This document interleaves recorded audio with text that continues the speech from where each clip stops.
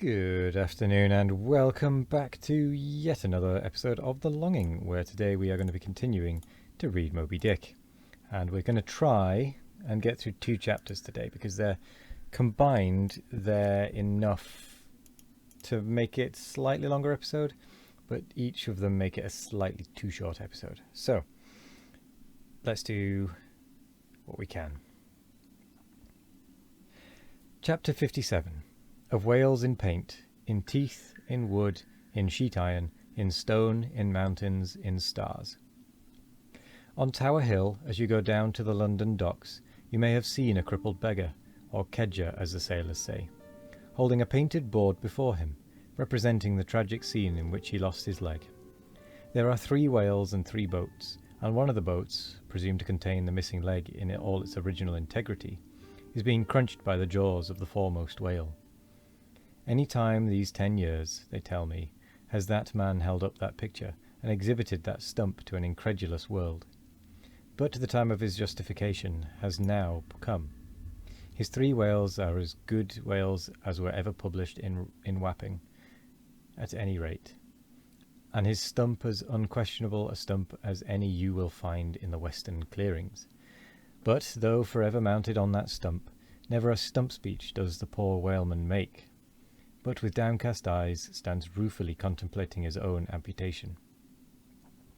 Throughout the Pacific, and also in Nantucket and New Bedford and Sag Harbor, you will come across lively sketches of whales and whaling scenes, graven by the fishermen themselves on sperm whale teeth, or ladies' busks wrought out of the right whale bone, and other like skirmshander articles, as the whalemen call the numerous little ingenious contrivances they elaborately carve out of the rough material in their hours of ocean leisure.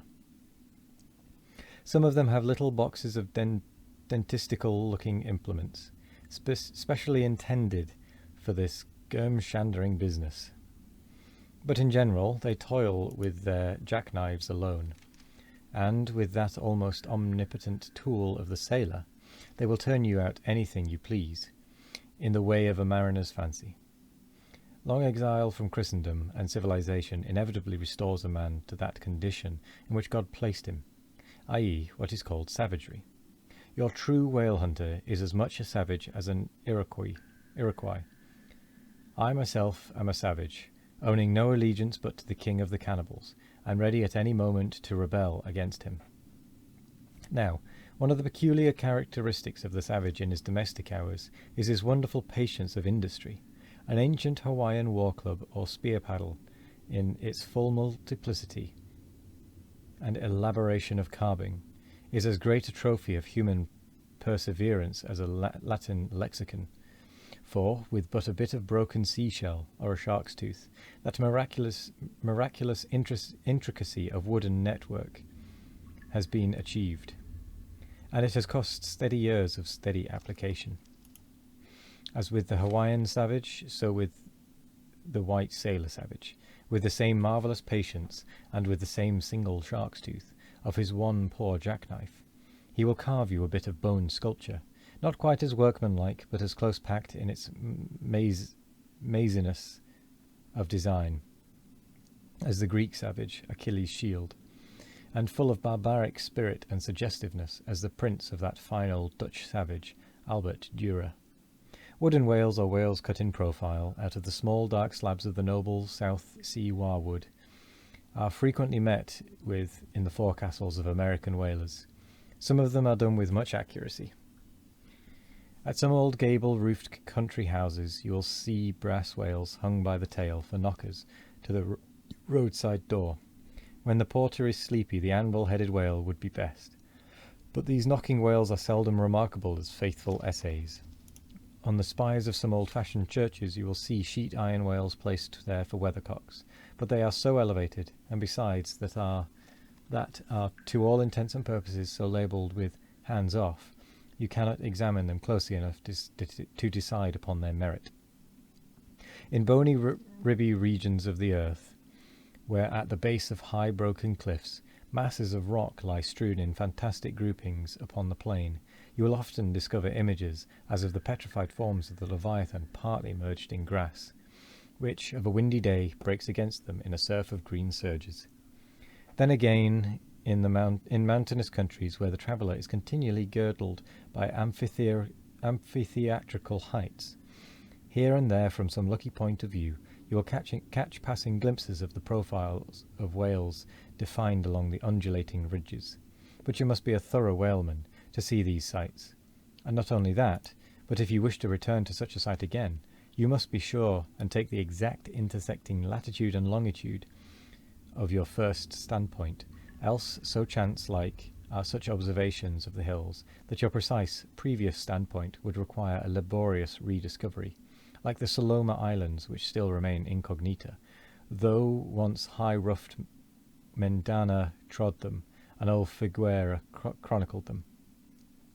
Nor when expandingly lifted by your subject can you fail to trace out great whales in the starry heavens, and boats in pursuit of them, as when long filled with thoughts of war the eastern nations saw armies locked in battle among the clouds.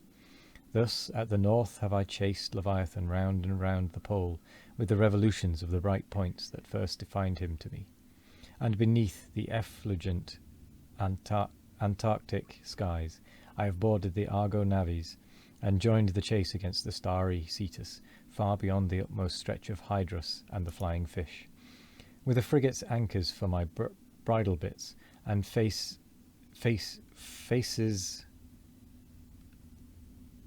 of harpoons for spurs. Would I could mount that whale and leap the topmost skies, to see whether the fabled heavens with all their countless tents really lie encamped beyond my mortal sight. Chapter 58. Brit. Steering northeastward from the Crozettes, we fell in with vast meadows of Brit, the minute yellow substance upon which the right whale largely feeds. For leagues and leagues it undulated round us, so that we seemed to be sailing through boundless fields of ripe and golden wheat. On the second day numbers of right whales were seen, who, secure from the attack of a sperm whaler like the Pequod, with open jaws sluggishly swam through the Brit, which, adhering to the fringing fibres of that wondrous Venetian blind in their mouths, was in that manner separated from the water that escaped the lip. As morning mowers, who side by side slowly and seethingly advance their sides through the long wet grass of marshy meads, even so these monsters swam, making a strange grassy cutting sound, and leaving behind them endless swathes of blue upon the yellow sea. That part of the sea known among whalemen as the Brazilian Banks does not bear that name as the banks of Newfoundland do, because of their being shallows and surroundings there, but because of this remarkable meadow-like appearance, caused by the vast drifts of Brit continually floating in those latitudes where the right whale is often chased. But it was only the sound they made as they parted the Brit, which at all reminded one of mowers. Seen from the mastheads, especially when they paused and were stationary for a while, their vast black forms looked more like lifeless masses of rock than anything else, and as in the great hunting countries of India, the stranger at a distance will sometimes pass on the plains recumbent elephant without knowing them to be such, taking them for bare blackened elevations of the soil. Even so, often with him, who for the first time beholds this species of the leviathans of the sea, and even when recognized at last, their immense magnitude renders it very hard really to believe that such bulky masses of overgrowth can possibly be instinct in all parts with the same sort of life that lives in a horse or a dog. Indeed, in other respects, you can hardly regard any creatures of the deep with the same feelings that you do those of the shore. For though some old naturalists have maintained that all creatures of the land are of their kind in the sea, and though taking a broad general view of the thing, this may very well be, yet coming to specialities where, for example, does the ocean furnish any fish that in disposition answers to the sagacious kindness of the dog? The accursed shark alone can in any generic respect be said to bear comparative analogy to him. But though to landsmen in general the native inhabitants of the seas have ever been regarded with emotions unspeakably unsocial and repelling, though we know the sea to be an everlasting terra incognita, so that Columbus sailed over numberless unknown worlds to discover this one superficial western one. Though by vast odds the most terrific of all mortal disasters have immemorially and indiscriminately befallen tens and hundreds of thousands of those who have gone upon the waters. Though but a moment's consideration will teach that however baby man may brag of his science and skill, and however much, in a flattering future, that science and skill may augment, yet for ever and forever, to the crack of doom, the sea will insult and murder him, and pulverize the stateliest, stiffest frigate he can make. Nevertheless, by the continual repetition of those very impressions, man has lost that sense of the full awfulness of the sea which aboriginally belongs to it. The first boat we read of floated on an ocean that with Portuguese vengeance had whelmed a whole world without leaving so much as a widow. That same ocean rolls now.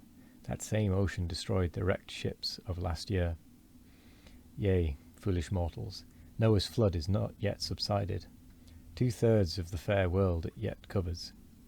Wherein differ the sea and the land, that a miracle upon one is not a miracle upon the other. Preternatural terrors rested upon the Hebrews, when under the feet of Korah and his company the live ground opened and swallowed them up for ever. Yet not a modern sun ever sets, but in precisely the same manner the live sea swallows up ships and crews. But not only is the sea such a foe to man, who is an alien to it, but it is also a fiend to its own offspring, worse than the Persian host, who murdered his own guests, sparing not the creatures which itself hath spawned. Like a savage tigress that, tossing in the jungle, overlays her own cubs, so the sea dashes even the mightiest whales against the rocks, and leaves them there, side by side with the split wrecks of ships. No mercy, no power but its own controls it. Panting and snorting like a mad battle steed that has lost its rider, the masterless ocean overruns the globe. Consider the subtleness of the sea, how its most dreaded creatures glide under water, unapparent for the most part, and treacherously hidden beneath the loveliest tints of azure. Consider also the devilish brilliance and beauty of many of its most remorseless tribes, as the dainty embellished shape of many species of shark. Consider once more the universal cannibalism of the sea, all whose creatures prey upon each other, carrying on eternal war since the world began. Consider all this, and then turn to this green, gentle, and most docile earth. Consider them both, the sea and the land, and you do not find a strange analogy to something in yourself.